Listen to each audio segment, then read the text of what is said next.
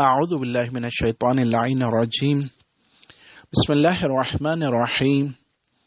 وبہ نستعین وہو خیر ناصر ومعین۔ سلسلہ دروس صحیفہ سجادیہ میں آج صحیفہ سجادیہ کی 47 نمبر دعا کا دوسرا حصہ پیش خدمت ہے کہ امام زین العابدین علیہ الصلوۃ والسلام روز عرفہ یوں دعا کیا کرتے تھے: اے اللہ، تیرے لیے ایسی حمد جو ان تمام ستائشوں کی جامع ہو جو وجود میں آ چکی ہے، اور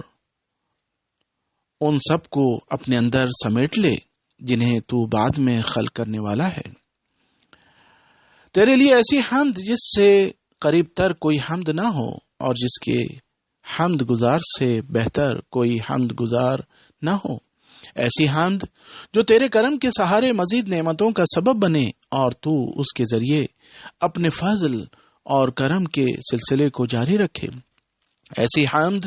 جو تیری ذات کی بزرگی کے لیے لازم ہو اور تیرے عزت و جلال کے شایان شان ہو۔ اے میرے پروردگار، درود بھیج محمد و آل محمد علیہم الصلوۃ والسلام پر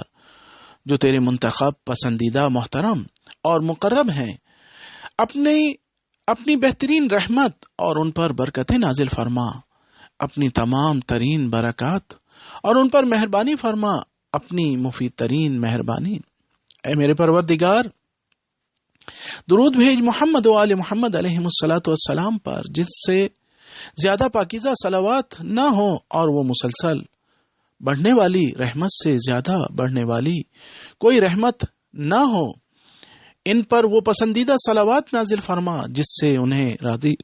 راضی کر دے اور ان کی رضامندی میں اضافہ کر دے۔ اے میرے پروردگار، محمد و آل محمد پر درود بھیج جو تجھے راضی کر دے اور تیری رضا میں اضافہ کر دے۔ ان پر وہ درود بھیج جس کے علاوہ ان کے لیے کسی صلوات سے تو راضی نہ ہو اور اس کا ان کے علاوہ کسی کو اہل نہ سمجھتا ہو۔ اے میرے پروردگار، درود بھیج محمد و آل محمد علیہم الصلوۃ والسلام پر جو تیری رضا سے بھی آگے بڑھ جائے اور جس کا سلسلہ تیری بقا کے ساتھ قائم رہے اور تیرے کلمات کی طرح کبھی ختم نہ ہونے پائے۔ اے میرے پروردگار، درود بھیج محمد و آل محمد علیہم الصلوۃ والسلام پر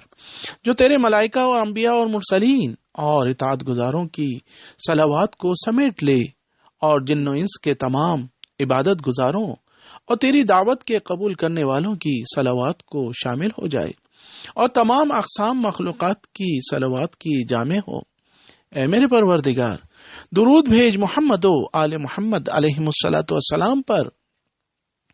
جو ہر قدیم و جدید صلوات کا احاطہ کیے ہوئے ہو، اور تو درود بھیج محمد و آل محمد پر جو تجھے بھی پسند ہو اور تیرے علاوہ دوسرے افراد کو بھی پسند ہو، اور اس کے ساتھ ایسی رحمتوں کو ایجاد کرا سکے کہ جس کی بنا پر یہ رحمتیں دگنی چوگنی ہوتی رہیں اور زمانوں کے گزرنے کے ساتھ ان میں اس قدر اضافہ ہوتا رہے جسے تیرے علاوہ کوئی شمار نہ کر سکے۔ اے میرے پروردگار، درود بھیج محمد و آل محمد علیہم الصلوۃ والسلام پر جنہیں تو نے اپنے امر کے لیے منتخب کیا ہے اور اپنے علم کا خزانہ دار، اپنے دین کا محافظ، اپنی زمین کا خلیفہ اور اپنے بندوں پر اپنی حجت قرار دیا ہے، اور انہیں اپنے ارادے سے ہر قسم کی برائیوں اور آلودگیوں سے اس طرح پاک کیا ہے جو پاکیزگی کا حق ہے، اور پھر انہیں اپنی بارگاہ کے لیے وسیلہ اور اپنی جنت کا راستہ بنا دیا ہے۔ اے میرے پروردگار، درود بھیج محمد و آل محمد علیہم الصلوۃ والسلام پر جس کے ذریعے ان کے عطیے اور کرامت کو فراوان کر دے اور اپنے عطا اور انعامات کو مکمل کر دے اور اپنے تحائف اور منافع میں کرامت ان کے حصے کو وافر بنا دے۔ اے میرے پروردگار، درود بھیج محمد و آل محمد علیہم الصلوۃ والسلام پر جس کے اول کی کوئی مدت نہ ہو اور مدت کی کوئی غایت نہ ہو اور آخر کی کوئی انتہا نہ ہو۔ اے میرے پروردگار، درود بھیج ان پر جو تیرے عرش اور غیر عرش کے ہم وزن آسمان اور اس کے مافوق کی وسعت کے برابر زمین اور اس کے نچلے طبقات اور اس کے درمیانی وسعتوں کے ہم عدد ہوں، ایسا درود جو انہیں تجھ سے قریب تر بنا سکے اور تو ان سے راضی ہو جائے اور وہ تجھ سے راضی ہو جائے، اور پھر ایسے ہی درود کا سلسلہ برقرار رہے۔ اے اللہ، تو نے ہر دور میں اپنے دین کی تائید ایک امام کے ذریعے کی ہے، جو بندوں کے لیے پرچم ہدایت اور شہروں کے لیے مینارے نور رہا، اور تو نے اس کی ریسمان ہدایت کو اپنی ہستی سے متصل کر دیا اور اسے اپنی رضا کا وسیلہ بنا دیا، اور تو نے اس کی اطاعت کو واجب قرار دیا اور اس کی نافرمانی سے ڈرایا اور اس کے اوامر کے امتثال کا حکم دیا اور اس کے نواہی سے رکنے کا حکم دیا، اور یہ فرمایا کہ خبردار کوئی اس سے آگے نہ بڑھ جانے پائے اور کوئی اس سے پیچھے نہ رہ جائے، کہ وہ پناہ گزینوں کی حفاظت، مومنین کی پناہ گاہ، تمسک کرنے والوں کا سہارا اور عالمین کا نور ہوتا ہے۔ اے اللہ، تو اپنے ولی کو توفیق دے کہ وہ تیری اس نعمت کا شکریہ ادا کرے، اور ہمیں بھی ایسی ہی توفیق عطا فرما، اور اپنے ولی کو اپنی طرف سے ایسا اقتدار عطا فرما جو کارآمد ہو، اور انہیں سہولت کے ساتھ فتح عنایت فرما، اپنے مستحکم سہارے سے ان کی امداد فرما، اور ان کے بازوؤں کو قوی تر بنا دے، اپنی عنایت سے ان کی نگرانی فرما، اور اپنی حفاظت سے ان کی حمایت فرما، اور اپنے ملائکہ کے ذریعے اپنی کتاب،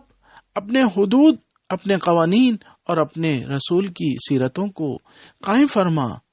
تیری صلوات تیرے رسول اور ان کی آل پاک پر، ان کے ذریعے اپنے دین کے ان آثار کو زندہ کر دے جنہیں ظالمین نے مردہ بنا دیا، اور اپنے راستے سے انحراف کے زنگ کو صاف کر دے، اور اپنی راہ حق کی دشواریوں کو دور کر دے، اور صراط مستقیم سے بہک جانے والوں کو زائل کر دے، اور درمیانی راستے میں کجی پیدا کرنے والوں کو فنا کر دے، اور ان کے پہلوں کو اپنے اولیاء کے لیے، ان کے پہلوؤں کو اپنے اولیاء کے لیے نرم بنا دے، اور ان کے ہاتھوں کو دشمنوں کے مقابلے میں کھول دے، انہیں اپنی رافت و رحمت و مہربانی و عنایت عطا فرما، اور ہمیں ان کی بات سننے والا بنا، اطاعت گزار اور ان کی رضا کی راہ میں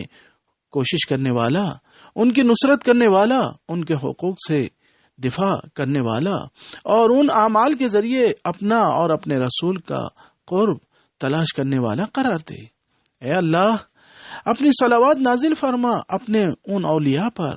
ان کے مقام کے معترف افراد پر، ان کی ولایت سے وابستہ افراد پر، اور ان کے نقش قدم پر چلنے والوں پر،